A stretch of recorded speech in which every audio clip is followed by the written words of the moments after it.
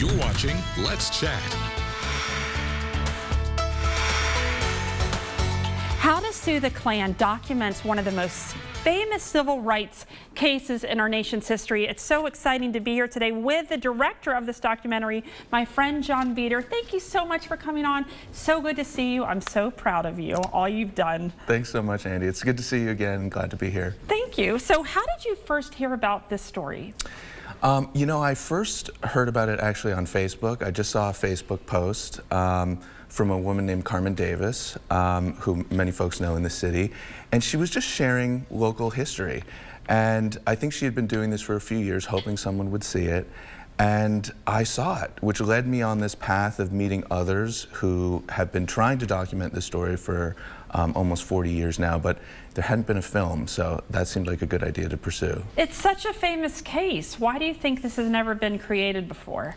You know, that's a good question. I think folks have tried, and it's really difficult right now, and has been for a while, to get any kind of information out into the world because there's so many stories competing for our attention. There's a few reasons why we think that this story has been kind of left out of the history books, but you know, it's really hard to make a documentary. It takes a lot of years. It's one form of telling a story. We're grateful that we could do it this way, but we're hoping that this actually leads to other ways and means that we can remember the Chattanooga Five. Now, Attorney Ben Crump, that's a well-known name in the community. How did he get involved in this creation? So, Mr. Crump actually, when we first started working on the film, he was actively pursuing civil rights cases, and we identified him as someone who we'd love to meet and maybe help us with the film. Fast forward 2 years later, we hadn't met him, but we had made a rough cut of the film, enough that we thought, well, if he sees it, maybe he'll want to help us. We sent it to him. It took 18 months of back and forth to finally meet him. He watched it and said, how can I help? So it's been an amazing journey since he's joined the team. So many more opportunities because of his notoriety. And we're just so thankful that someone of his stature and his, you know, recognition is now focusing his attention on Chattanooga. It's an amazing privilege. Does a documentary, as you're making it, sort of follow the same story arc as like a fiction film? That's a good question. And I think what happens with fiction films is you take a series of true events, assuming you're basing it off of that, and you look for these arcs. You know, where does the story make kind of an up and then a down motion? With documentaries, we look for all of those, and we look through thousands of puzzle pieces. We try to create a similar arc, but we use everything that's there.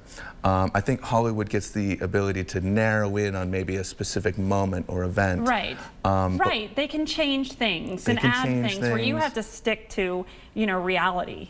We're dictated by the actual truth and the events that happened. Yes, but it is difficult. Our film is 35 minutes, so you can imagine we left a lot out. Isn't that amazing? What would you say the biggest challenge is in this creation? I mean, probably gathering all of the information, actually. You know, we needed to raise money for the film. We had to actually make it and film it and edit it.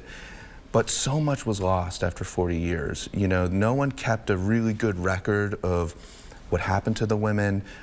Photos, videos, there is still some. We even actually found some footage that WDEF had that's in our film, and many of the stations actually around Chattanooga.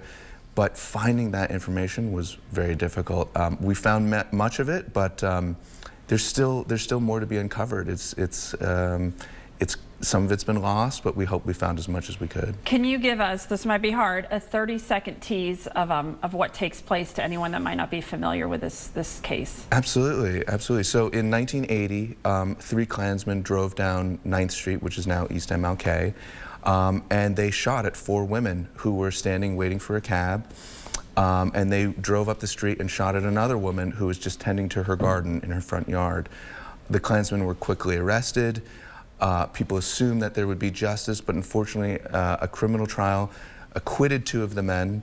The 3rd was only sentenced to a few months, so a civil case was pursued, which brings us to our story. So we talk about the events before, the civil case, and also the legacy that case has had, which is It's just crazy to see, actually, even today, people are using this case as precedent. That's great, John. You're one of the great talents in our city with what you do, and I can imagine the pressure it felt. How can we watch this real quick? So we've got a screening this Friday at the Walker Theater. Unfortunately, it's sold out. It's our premiere. But you can visit our website, thecivilcase.com, and we're trying to book screenings everywhere we can. We have one at the library, also sold out, but we're adding more so that people in our city can see this film. Thanks for coming on and what you're doing. It's impressive. Thank you so much for having me. Good to see you. Thecivilcase.com, How to Sue the Klan documentary. Go log on and find out more about this amazing case and documentary that my friend John has made. Thanks for coming on. Thanks for having me.